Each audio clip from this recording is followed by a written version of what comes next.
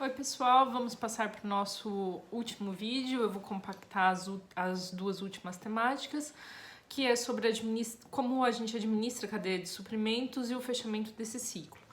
Bom, em relação à administração da cadeia de suprimentos, já na primeira discussão, eu já comecei a pincelar que a gente tem uma empresa focal, que é denominado coordenador da cadeia de suprimentos. E ela pode estar desde um fornecedor, numa produção, no processamento do varejo, da empresa de logística até o consumidor, porque todos eles fazem parte. O que acontece? Eles são aqueles que, vamos falar assim, olham para as demandas do cliente e eles coordenam os demais atores da cadeia. Bom, exemplo disso foi o que foi feito na Illy, é o que é feito pelas grandes empresas de marcas como, por exemplo, Procter & Gamble, a Nike. Eles fazem todo esse engajamento e eles mudam as políticas de acordo com essas demandas. Bom, no entanto, uma das coisas que influenciam bastante em termos de sustentabilidade são as demandas já institucionalizadas. Então, como eu já mencionei, Acordo de Paris, como eles se desdobram em termos de, vamos falar assim, de políticas públicas. Exemplo delas é o surgimento dos certificados, né, e da padronização de processos. Então, a gente tem a ISO 9000, né, em relação à qualidade de processos e a gestão da qualidade de produtos e serviços. A gente tem a ISO 14000, que prevê a gestão ambiental, o EMAS, que é ecogestão e auditoria, a SA 8000 sobre responsabilidade social em termos de direitos trabalhistas, depois a ISO 26000 que ela orienta a implementação das empresas responsáveis, é uma orientação de como fazer isso acontecer, e tem a FSC e a MSC, que são as práticas florestais e de pesca, a primeira e a segunda.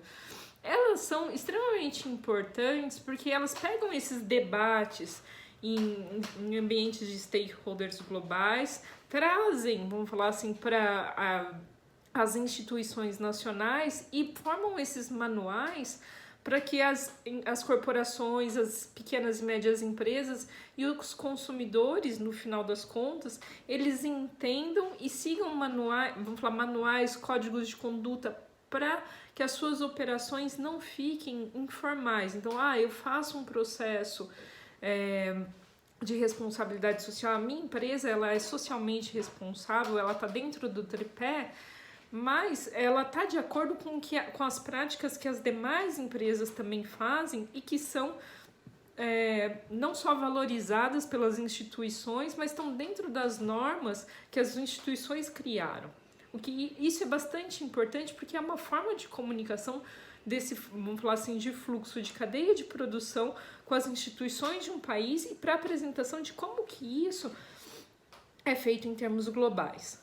Bom, fora isso, vamos falar assim, fora essas práticas de engajamento que são feitas, a parte de padronização e de certificação, a gente tem a questão, vamos falar assim, da logística. A logística, ela pode ser de entrada, de saída, dentro, vamos falar, da empresa e dentro da, vamos falar assim, da cadeia de suprimentos. A logística, ela é uma parte dessa cadeia, vamos falar, ela está em todos os elos e ela é extremamente relevante.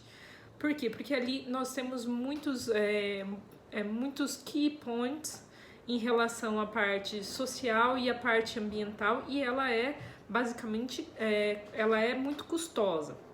Quando a gente pensa em logística no Brasil, se a gente pegar em transporte de produto ou de insumos, isso é extremamente relevante. Aqui a gente não tem a questão de trem, a gente tem muito mais rodovias, o que tem as suas coisas positivas e negativas. Bom, elas têm, vamos falar assim, elas têm questões e contradições a serem consideradas. Por exemplo, para se baixar o custo, vamos falar assim, ter um custo reduzido e, vamos falar assim, e a questão, uma gestão ambiental reduzida, vamos falar assim, isso é uma contradição. Ao mesmo tempo que a gente tem, redução de custos através de grandes, vamos falar, grande escala, precisa da construção de grandes ferrovias. Essas grandes ferrovias, puxa, tem desmatamento e tem a utilização de ferro, a poluição do meio ambiente, como que funciona isso? Como minimizar essas questões? Quando a gente fala também de transporte marítimo, também tem essa, vamos falar assim, a questão de mão de obra, como essa mão de obra ela fica, vamos falar, dias e dias, vamos falar, enclausurada praticamente num navio que está saindo do Brasil para a China. Mas e se mandar isso, vamos falar, se mandar essa carga de avião? Qual que é o custo? Vamos falar assim, em termos de custo financeiro, mas qual que é o custo ambiental disso? A gente também tem que levar em consideração a questão de rapidez, flexibilidade e confiabilidade da questão da logística e os danos ao meio ambiente, que é muito a questão do que eu estava apresentando para vocês vamos falar assim, do avião.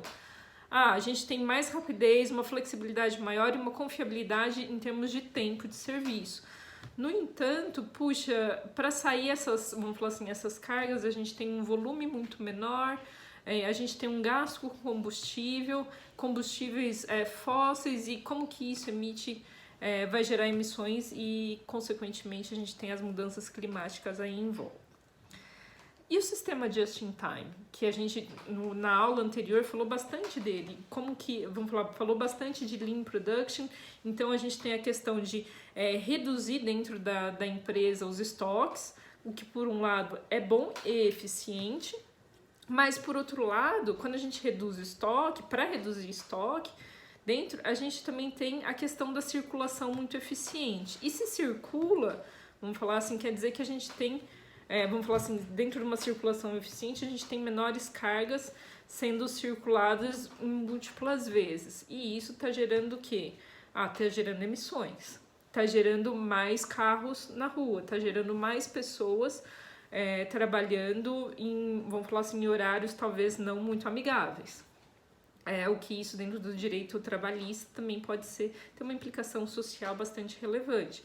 E custos também, porque vamos falar assim, dependendo do tipo de produto, isso pode ser ou não favorável, porque na realidade isso pode também ser encarado como, vamos falar assim, você tem um Lean Production dentro da sua fábrica, mas quer dizer que você está gerando estoque dentro vamos falar assim, dos seus fornecedores e do seu cliente. Isso pode acontecer. Também a outra contradição logística é a questão do comércio eletrônico, né? Aí quando a gente fala isso, a gente está falando de embalagem, a questão da embalagem. O comércio eletrônico, a gente tem vamos falar assim, a gente faz a logística 1 para 1. Então, puxa, cada um de vocês encomenda um livro e recebe em casa esse livro. Esse livro, ele vem embalado, por exemplo, num papelão, com uma fita, e isso está produzindo lixo. Ao passo que, se a gente por exemplo, vai todo mundo comprar o livro nosso de responsabilidade nas livrarias. Ele vem numa caixa, é uma caixa com diversos livros. Agora, nós já vivemos em uma outra realidade. E agora? Quando a gente está agora quando nós estamos agora em casa, o comércio está fechando, vamos falar, é a nossa alternativa viável. Mas isso não quer dizer que ela é a melhor alternativa em termos ambientais. Então, a gente tem também, e fora isso, a gente tem a questão do transporte totalmente personalizado, né? Então, assim, fora a parte de embalagem, quando vamos para o varejo comprar alguma coisa, nós estamos indo e voltando e comprando os diversos produtos. Quando ele vem até a gente, ele vai vamos falar assim, dentro de um prédio, vai vir diversos agentes, em talvez tempos muito próximos, com, vamos falar, cestas de produtos divergentes, com embalagens diversas ali envolvidas. E isso vamos falar assim, isso gera bastante lixo, no final das contas, porque vai haver um descarte dessas, vamos falar assim, dessas embalagens. Bom, mas no final do dia, o que a gente pode fazer para reduzir vamos falar assim, esse impacto? Primeira coisa é a transparência. Bom, quanto que uma empresa como a Amazon está gerando, vamos falar assim, está gerando de papelão, está usando papelão para a entrega dos seus produtos nas casas das pessoas, ou papel bolha, por exemplo. Ela pode ter uma meta de redução disso? Como? o que poderia, vamos falar assim, o que poderia ser fomentado em termos de, vamos falar assim, das compras do consumidor para que essa, vamos falar assim, para que houvesse. Isso é só um exemplo, mas ele pode ser aplicado a diversas empresas, não só a Amazon, mas, por exemplo, todas elas que têm algum tipo de comércio eletrônico. É que a Amazon, ela é um exemplo, vamos falar de um comércio eletrônico global e bem potente e bem eficiente em termos de penetração de mercado. E uma outra questão é a logística ecoeficiente, que é a redução do impacto ambiental de uma determinada atividade logística. Bom, além da transparência, vamos falar assim, dos dados e fatos, como que essas empresas logísticas, ou como que essa empresa que tem a, vamos falar, integração logística, ela pode evidenciar isso e ela pode tentar reduzir esses impactos, vamos falar assim, ambientais. Seja, por exemplo, fazendo processos melhores, então fazendo uma operação mais eficiente, ou também a questão da logística reversa. Então, assim, eu gero esse impacto por um lado, vamos falar assim, eu gero esse, mas eu já recolho para o quê? Para fazer uma economia circular, para recolher aquilo que foi impactado, tratar novamente, gerar uma reciclagem e não consumir tantos recursos. Então, não haver tanto descarte, ou diminuir o impacto do descarte até que isso chegue num nível mínimo. Tem a questão da servitização também, que é uma ação de redução, que então, assim, a gente não descarta, a gente tem um produto, ele quebrou, em vez de descartar, a gente conserta e retoma. Então, fazer com que esses produtos na nossa vida, e aí a nossa vida pessoal, eles durem mais. Que hoje, vamos falar, é uma prática que está voltando ao mercado, mas mais do que isso, é praticamente a moda. Antes nós não, vamos falar assim, antes bebíamos, por exemplo, refrigerante em garrafa de vidro e elas retornavam. E aí depois elas retornavam para o mercado, que é uma questão de logística reversa. Antes, vamos falar assim, a máquina de lavar roupa durava anos e anos e anos e anos, talvez passava até de geração para geração. Hoje se troca às vezes uma máquina de lavar roupa, vamos falar, numa geração 2 ou 3 vezes até. Muitas vezes nem porque a máquina já não serve mais por uma questão de moda e aí não se conserta ou se gera, vamos falar assim, se coloca em descarte. Isso também são valores e princípios que as pessoas precisam rever dentro delas.